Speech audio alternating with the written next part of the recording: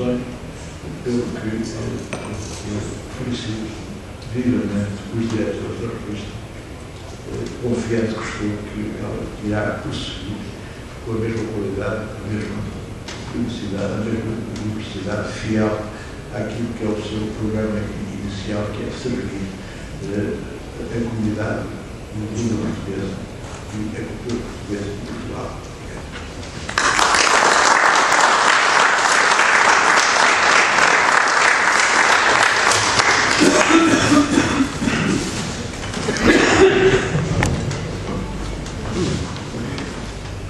Desculpa eu também falar aqui. Em primeiro lugar, agradeço a vossa presença na medida em que vem partilhar comigo a festa do aparecimento da Dúcia da Nova Águia. E a pretexto disso acho que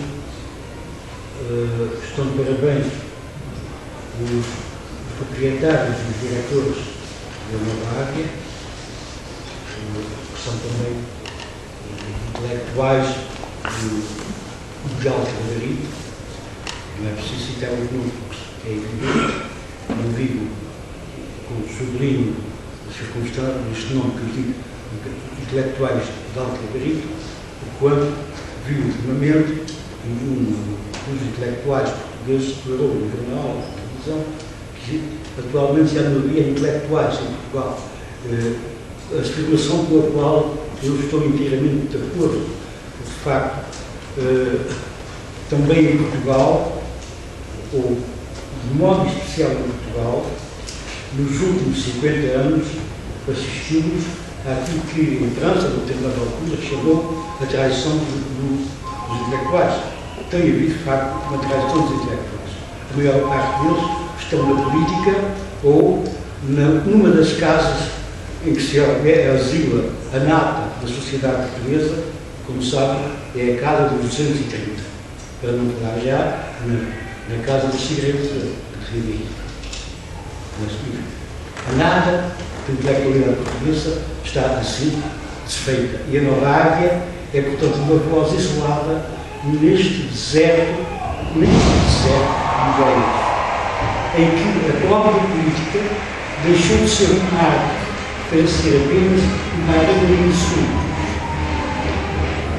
Vence mais quem melhor insulta, com a agravante de que o povo paga para que lhe ensinem, no fim ao cabo, acaba apenas por pagar para que alguns possam insultar-se uns aos outros. Outra versão do que a lei mais antiga diz, e que veio, por exemplo, documentado num versículo do profeta Isaías, que é esta frase excelente e magistral: acordai não uns contra os outros, mas decidi uns com os outros. E Portugal transformou-se numa arena em que cada um procura se habilitar-se, decidindo e pensando contra os outros. Não foi o caso da filosofia portuguesa, que procurou pensar como, se houve algum movimento de ideias em Portugal no século XX, que procurasse ter uma posição de comunhão, de comungar com o povo e com os outros, foi o movimento da filosofia portuguesa. Sentido de humildade, sentido de serviço, sentido de responsabilidade e dádiva. Ninguém da filosofia portuguesa, fez dela pretexto para ser importante. E é curioso que uma das polémicas em que António Quadros esteve envolvido, como escritor, que aliás eu já ninguém fala, teve justamente prometido essa palavra como ser importante. Coisa que ninguém na filosofia disse ser importante. E ainda hoje a filosofia portuguesa não é importante. Há pouco foi declarado que as pessoas não sabem o que é a filosofia portuguesa. Nem a portuguesa, nem a chinesa, nem outra qualquer. Nem sequer sabem o que é filosofia. Mas a culpa não é deles, a culpa é nossa, que não ensinamos. Nós não ensinamos a filosofar. Nem a filosofia pode ser uma atitude, como vem às vezes, com base de lutar pela filosofia, ou até de um tronco, de um professor da Faculdade de Letras, que é fazer filosofia como se faz.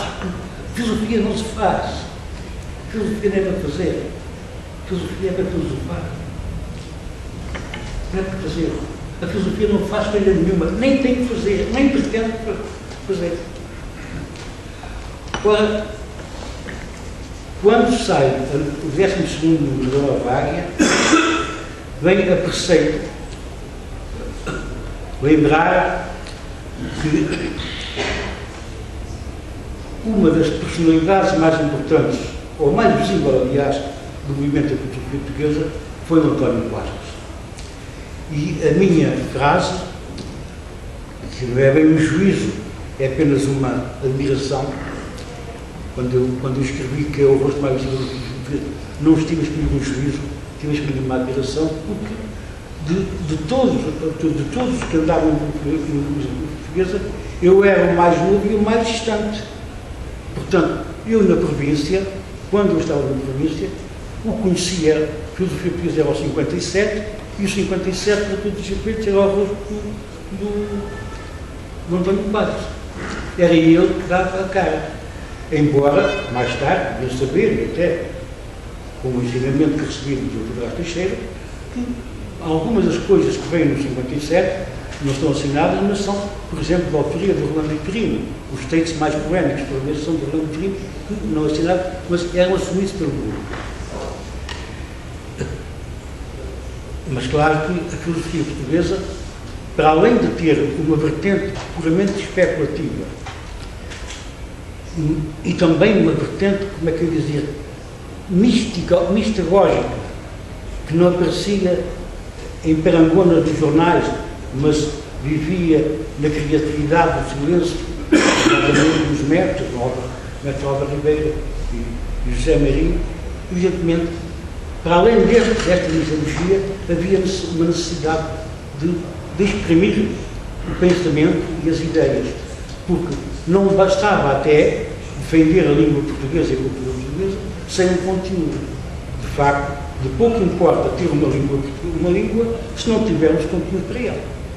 A língua é um veículo de pensamento. E quem fala bem, pensa bem. E quem pensa bem, escreve bem. Se não pensa bem, escreve mal. Vida, o Diário das Sessões e o Diário do Governo. São exemplos característicos desta atonia. António Quadros era, portanto, para a minha geração de principiante do ensino longínquamente afastado do ensino secundário, era o rosto mais visível da filosofia portuguesa. Era aquele que a gente entendia com mais facilidade. O Álvaro Barrinho quase não publicava, aos anos 50. O Dr. Álvaro Ribeiro escrevia, publicava A Razão Animada. Mas eram tudo livros muito difíceis para a minha geração. Enquanto nos ensaios do António Quadros, fundamentava a sua especulação a partir de uma visão existencial baseada na análise da literatura, é talvez a vertente mais peculiar do pensamento filosófico do António Quadros, é ele ter filosofado dentro da literatura portuguesa e de ter descoberto nela os filosofemas dessa filosofia. Era por isso que eu digo que o António Quadros era, de facto, digamos, o rosto mais visível da filosofia. Tive depois a graça, eu digo privilégio, a graça, que é uma palavra mais sagrada do que o privilégio. O privilégio é uma coisa um bocado de calão político. Tive a graça, depois de ter sido recebido pelas pessoas que faziam parte, que eram, digamos, os nomes mais ou menos invisíveis, mais ou menos especulativos, mais ou menos característicos, ou mais ou menos teológicos, mais ou menos dramáticos, mais ou menos jurídicos, porque na filosofia portuguesa não havia dogmas. era a liberdade de pensamento. A liberdade de pensamento. E a liberdade de opção pelas formas. Ninguém era obrigado a pensar numa só linha, nem a fazer só uma coisa. Houve quem fizesse especulação filosófica e teatro, especulação jurídica e ensaística, e até direito aplicado. Havia quem fizesse literatura, filosofia e romance, filosofia e poesia, dentro da filosofia havia isto tudo. E claro, sobretudo a partir do bloco da filosofia portuguesa de 1962, em que o Bastos foram os oradores, com os altos da sua direita. A partir daí houve como o sentimento de que da parte da filosofia havia uma certa agressividade contra a cultura estabelecida. E havia, mas não era uma agressividade tenática, não era para matar ninguém, era uma agressividade para corrigir. O que traz à baila agora aqui, e eu não posso morrer sem dizer isto, o juízo injusto do Eduardo Lourenço, quando num livro chamado O Labirinto da Saudade, que não é sobre a saudade, mas é sobre a política portuguesa, declara, ipsis verbis, que a filosofia portuguesa quis ser o rosto da anticultura portuguesa. Para ele, diz Eduardo Lourenço, a cultura oficial verdadeira era a cultura que saiu da universidade. A filosofia portuguesa acabava por ser uma filosofia encomendada pelo regime para destruir a filosofia oficial erudita e instalada desde o tempo do superior. A filosofia portuguesa não deve, nem deu nada, absolutamente, ao Estado Novo, tal como não deve, absolutamente, nada ao atual regime, com o qual, creio, eu pessoalmente não tenho nada a ver. António Quadros está vivo. Eu diria, tomava a liberdade de escrever aqui uma frase que também tive a ocasião de dizer no congresso da Universidade Católica, cujas datas espero que devem ser publicadas. O António Quadros foi um anjo branco que passou pela nossa cultura. Um anjo branco. Todo ele foi análise introspectiva, contemplativa e compreensiva.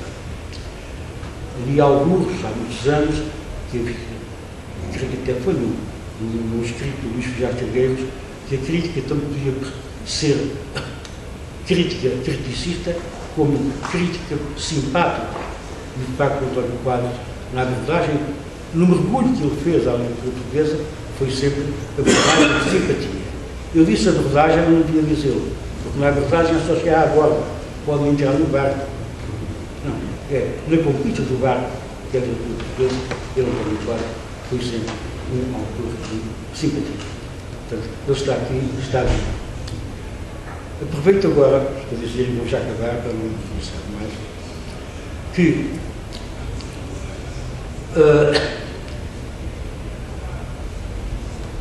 a filosofia portuguesa não pode, atualmente não pode limitar-se à comemoração das efemérides decenais ou centenárias.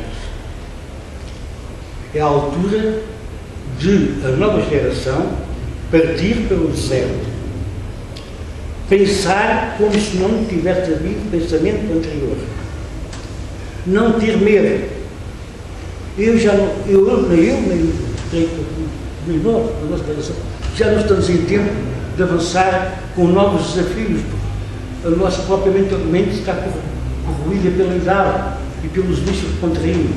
Mas a nova geração tem a obrigação de partir para a recriação de um pensamento filosófico português descalço, sem medo. Isto não evitará, em todo o caso, lembremos aqueles que vieram antes de nós e que serviram de nosso exemplo, e também no próximo ano teremos também os 50 anos da morte de um autor que foi profundamente marginalizado na sociedade portuguesa e que foi o Raul Leal. Que era aqui o nosso vizinho, morava ali na rua de Monsanto. faz também 50 anos da morte dele.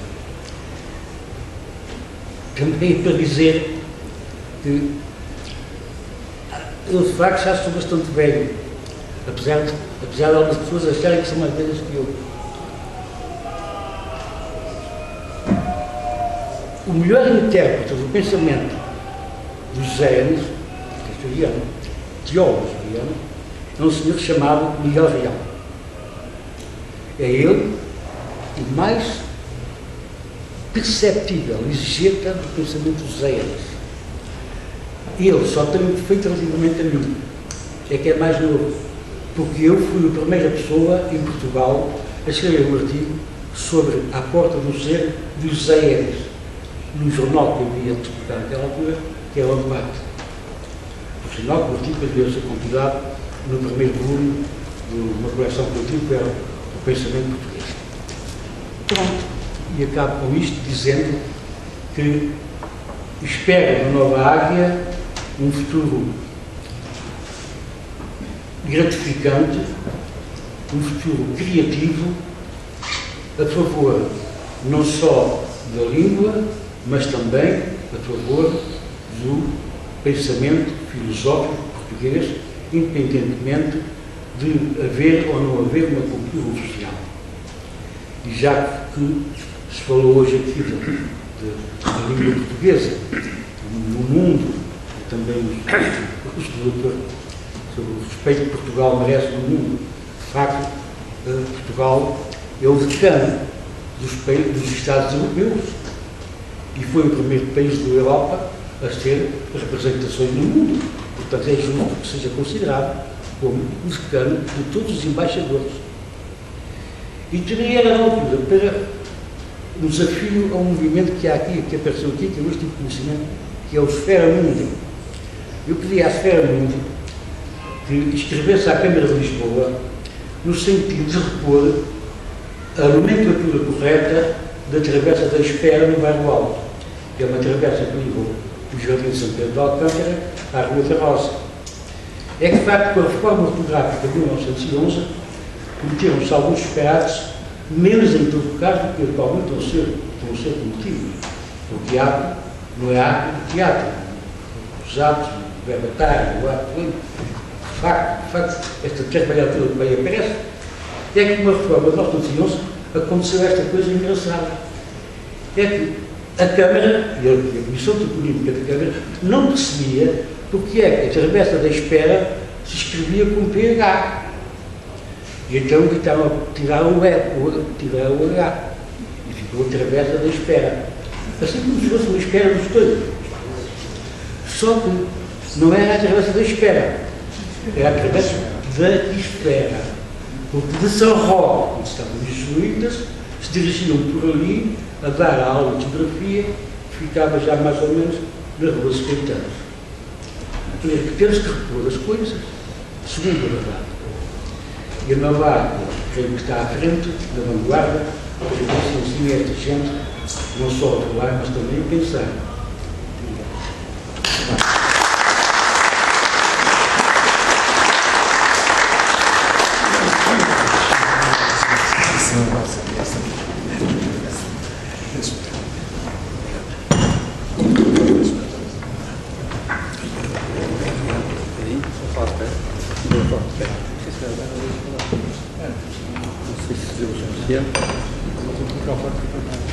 Eu tenho que levar o telemóvel, comprei o ano de 3 dias e ainda não sei funcionar com ele. Para não se calá-lo, senão quando ele começa a encher.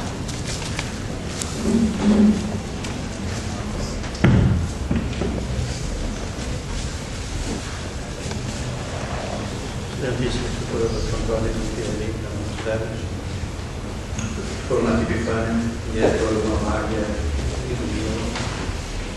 Toda a direção da águia e dos Vinhos, que eram os meus cumprimentos, os meus cumprimentos a todos vós, não vou nomear ninguém, porque no meio de facto não foi uma coração e presença a todos vós.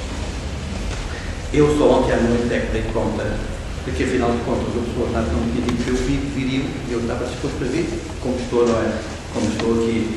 Mas na altura, veio o meu iPadzinho lá para Campo Maior, onde tinha uma reunião esta manhã no sentido educativo, de que eu sou diretor pedagógico, e dei conta que, afinal de contas, eu fazia parte da, não gosto da palavra troika, não é?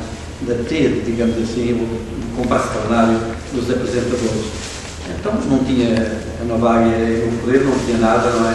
Tinha apenas este caderno onde depois escrever algumas coisas e tinha a minha esferográfica, que nunca fiz aqui, que é um sítio um pouco estético, digamos assim, para que eu olhar para mim, mas era o que eu tinha à minha disposição, era já de noite, eu estava até, digamos que deitado, não é? Mas fui escrevendo umas notazinhas, tinha que escrever alguma coisa, porque de facto estava desmunido de qualquer apoio que me permitisse honrar o convite que me tinha sido exigido. E eu, é isso que vos vou ler. Em primeiro lugar, como tópicos que eu de facto escrevi estas notas, eu queria salientar o nome da revista, Nova Águia. Não é Águia Nova. Estabelece uma filiação, não estabelece uma identidade. Estabelece a identidade da filiação. A Águia nunca foi passadista, como sabem que realmente se procurou fazer crer a todo o povo português. Foi sempre portadora da saudade do futuro. A Nova Águia afirma-se e assume-se como a revista de cultura para o século XXI. Também ela é portadora da saudade do futuro. A revista de cultura não é revista política, ou de sociologia política, ou de algo que género. A revista de pensamento vivo, direi de pensamento nosso. A revista descontraída, mas não descomprometida. Não tem medo de ser o que é. É livre. Comprometida com Portugal, comprometida com a pátria portuguesa, sem o localismo doentio, com o sentido universal que impregna o cerne da história de Portugal. A revista descomplexada, o professor Renato gosta destas palavras e eu de facto estava a pensar em si, quando estava a escolher elas, que elas tenha já escrito, que eu não tenha, mas a gente ouve mesmo, por que não é dito. A revista descomplexada, de quem não duvida da integridade de si próprio. A residência comum de figuras, de obras e alinhamentos diferentes, como já foi posto em evidência, portanto, pelos colegas e amigos que conhecem, o professor António Lás Teixeira e o professor Inês Gomes. Fiel ao imperativo básico da cultura, que se define neokantianamente, que eu defino neokantianamente, que tenho escrito variamente, como o reino fundado e governado pelo espírito criador do homem. Fiel, portanto, à liberdade de criar, como também já foi posto em evidência. O presente número de Nova Águia, que eu só conhecia há bocado aqui, não é? Portanto, não podia realmente referir-me a ele. O presente número da Nova Águia é disso prova. Nele coabitam António Quadros e António José Saraiva, José Enas e Vítor Franco, António José Brito e Delfim Santos e outros. A mais legítima defensora ativa da lusofonia é, de facto, a Nova Águia, baluarte da resistência ao imperialismo linguístico e cultural ancorado na globalização, instrumento de instauração do silêncio do Logos e do Timos, eu utilizo os dois termos gregos, como estão a ver, da morte do homem e da morte de Deus. Há a racionalidade fria, que é a do Logos, e a racionalidade quente, que é a do Timos, a da razão e a da emoção ou sentimento, que é o que significa a palavra grega Timos, como sabe. A Nova Águia acolhe e cultiva as duas. É o nosso rosto, o nosso olhar, a nossa voz. Que assim seja, como sabem, significa a palavra Amém. Continuemos a querer que assim seja. Eu pus escrever ontem para vos dizer. Muito obrigado.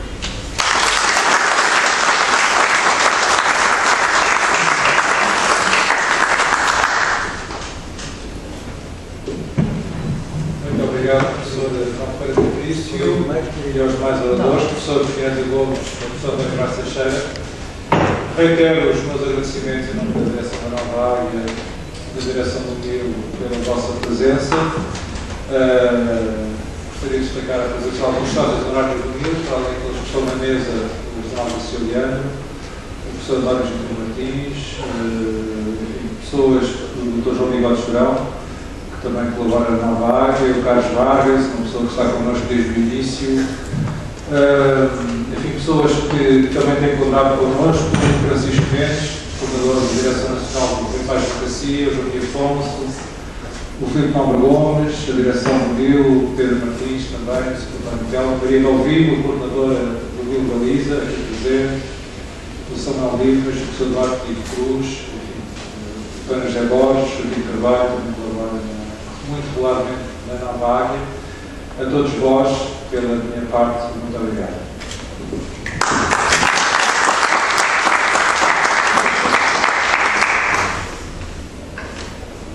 Se me permitem, caso estejam interessados em adquirir a revista, ela está na sala contígua. Chegámos ao número 12, como se costuma dizer, a dúzia é mais barato, portanto,